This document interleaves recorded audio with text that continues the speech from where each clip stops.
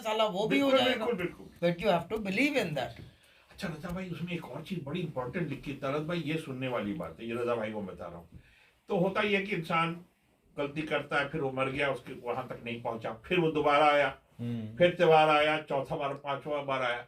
अच्छा एक बार इतने ऊंचे पहुंच गया मगर फिर भी कुछ कमी रह गई, तो इनकी किताबों में लिखा हुआ, हैरान रहिएगा, तो फिर किसी अल्लाह वाले के घर में पैदा करता है तो वो करीब हो जाए, हाँ। वो करीब हो जाए। लेकिन ये हिंदू मान क्यों नहीं रही ये चीजें? नहीं, Why are they- मिसइंटरप्रेटेड। मतलब मोदी गवर्नमेंट को छोड़ ना, दो, मोदी को हिंदुत्व मारो, को भी निकाल दो, नहीं, these are वही तो। extremist wings। भाई इसमें एक दो इनके जो मेन इंटरप्रेटर, एक सरस्वती नाथ है और एक वो है नटराजन, नटराज, ये दो इनके मेन ट्रांसपोर्ट। भाई जब जब इंसान का कोई ऑलरेडी कोई कंसेप्ट दिमाग में होगा तो उसको बताइएगा तो उसी पे वो ढालेगा ना।